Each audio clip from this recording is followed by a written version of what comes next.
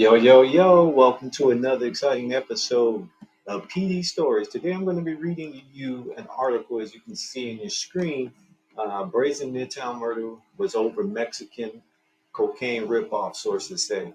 I'm going to talk about this. This is an old case from the guy in the picture here, Brendan Woodward, was killed unalived back in December of 2012.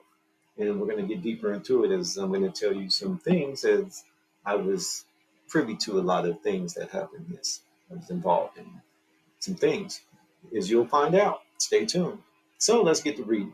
Midtown, a ripoff involving hundreds of thousands of dollars worth of cocaine from Mexico, was the motive behind the brazen execution of Los Angeles law student Brandon Woodward in the heart of Midtown early this month.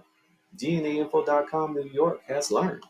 Law enforcement said that the killers, believed to be part of the Queens drug crew, paid a substantial amount of cash but never received their shipment of cocaine from West Coast and were fed up waiting for it.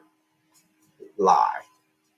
Woodward was lured to his death on West 58th Street near 7th Ave, where he was shot in the back of the head in broad daylight. Sources said the Federal Drug Administration, DEA, has joined the probe, which is true. Considering the bicoastal aspect of the slang and its ties to other violence and murders. It's really not a homicide investigation, one source said.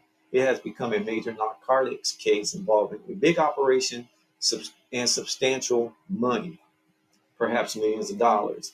The DEA is providing intelligence and resources to the NYPD about drug trafficking here and on the West Coast and into possible connections reaching to drug distributors out of the nation of Jamaica, sources said.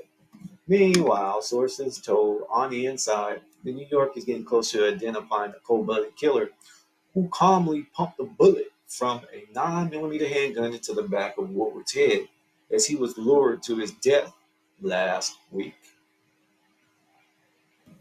The NYPD has already identified the driver of the getaway car, who was Daryl Mason, which you'll learn more about as we go through the stories in different episodes. Authorities suspect both the killer and the driver of the rented Lincoln MKZ are low-level Queen thugs and records for drugs who was part of a powerful crew whose members they are trying to identify.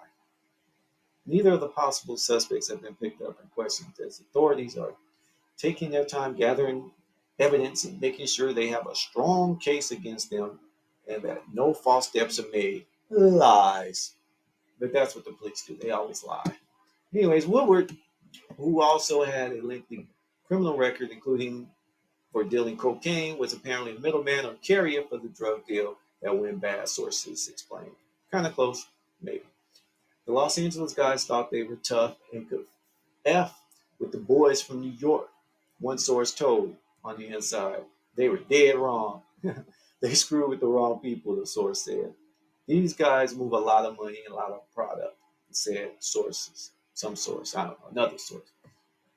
DNAinfo.com New York previously reported that Woodward killing had ties to several other murders and shootings. One of the three cell phones found on Woodward was linked to a Brooklyn club promoter who was an acquaintance of three men who were assassinated earlier this year after a party.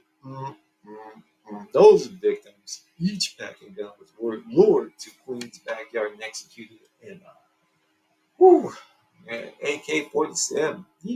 All right. Anyway, here we go. This is where I come in, I guess. Investigators believe these killings had ties to marijuana and possible cocaine trafficking out of the island of Jamaica. Wrong and lies. The DEA is also providing intelligence related to Caribbean traffickers. Who's the Caribbean?